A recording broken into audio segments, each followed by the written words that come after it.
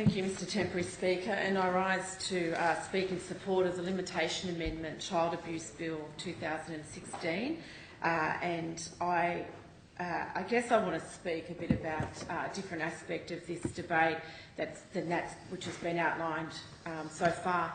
I undertook postgraduate studies in applied psychology and counselling after my first degree, and this was an issue which, given the prevalence of abuse in our community, which came up throughout those studies, and I undertook significant research on the issue of child abuse, and later as an officer of the Commonwealth Government dealing with former child migrants, I saw the absolute devastation that institutionalised child abuse caused to those people. So as a non-lawyer in this debate, I want to contribute something really that's about the impact on people of that terrible crime, and to talk about what happens to make those children really suffer in their lives and to grow up as damaged and devastated people who struggle to take enjoyment from the things that so many of us take for granted. And whatever they achieve in their lives will always feel to some degree tainted by the criminal actions of another that have been taken against them in their childhood. And this, I guess, brings me to the core of this whole bill and why it's so important to talk about it, and that is, why is it when the victim suffers lifelong damage in all of their personal relationships, which they can only overcome with huge personal resilience and huge amounts of support, and we need to recognise that by its very nature, this kind of crime actually stops people from reporting the crime against them, and that's something that we need to address, and this bill is going towards that. For child abuse isn't just about the sexual or the physical act, but it's also, most importantly, about the control that someone in a senior or more powerful position in our community exerts upon a child.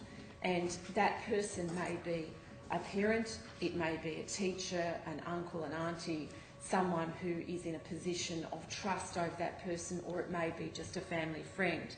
But that control is at the heart of this whole debate, and what this bill will do is to wrest that control, which can have a lifelong influence on the victim, and wrest that control from the perpetrator and put it back in the hands of the victim. And what is the legacy of that control? And this is really getting what I wanted to speak about, and what I want to place on the record here is that it's those feelings and emotions of confusion, self-doubt, guilt and shame, and that is the legacy of this kind of abuse, because it really comes down to the kind of behaviour that is so difficult for a young person to articulate, to even understand at its earliest moments. It's the small matter of someone who is in a position of power, who offers more attention to you, who smiles when you speak, who laughs when you make a silly joke, who checks on every aspect of you and makes this young person feel so special. And these are all things that we all want in our lives, and they are all behaviours that we look to in our relationships with people that we trust. We want people who trust us, who we trust and who are role models and mentors to us, to extend that attention and love and acceptance to us. And that is the very evil nature of this crime, that the people who give us that attention or give those children that attention are the ones who then abuse that trust in the process that we know as grooming.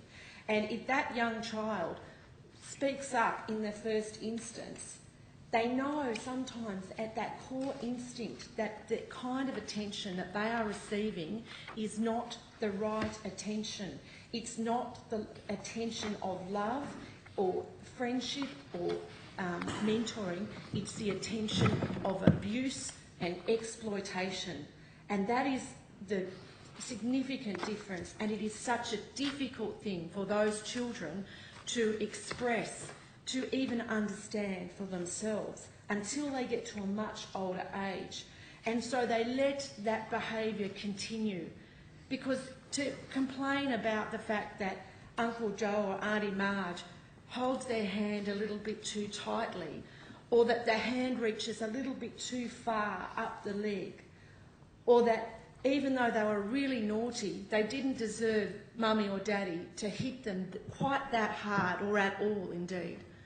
These are very difficult crimes to find evidence for, and very difficult crimes to actually prosecute. And imagine, with the small resources that a child has in terms of experience, confidence and self-esteem, once they've been in this situation, to be able to take that story to someone that they can then develop another trusting relationship with, which will not, which carries a risk that the next person may also perpetrate this abuse against them. So this person is trapped inside the bonds of family, of trust, of exploitation, and we need to make sure that we as a community do everything we can to open those bonds. I was thinking about this, earlier in the 1970s, I think it was 1973, that Stockholm Syndrome was actually identified as a kind of abuse, or psychological phenomenon. It was first described in 1973, and it's where hostages express empathy and sympathy and have positive feelings towards their captors, sometimes to the point of defending and identifying with those captors. In kidnapping, it is easy to see the control. When the crime's discovered, we know that person was under the bondage of their captor, of their hostage.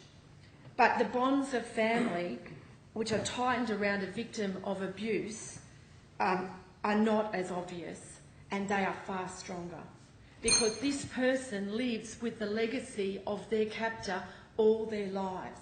They're not someone that jumps on a plane and holds them there, or a man down the street or a woman down the street, whoever, who is just kidnaps them off the street. They are someone who they will be tied to for the rest of their lives, and it's really important to understand the significance of that.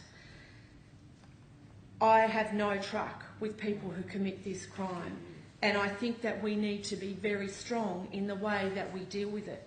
I've spoken in this place before of the need to ensure that our homes are safe places, that our institutions, that anyone in our community who has any responsibility or care for a member of our community who is more vulnerable must be held to account. They must be monitored to ensure that they stand up to proper standards of conduct.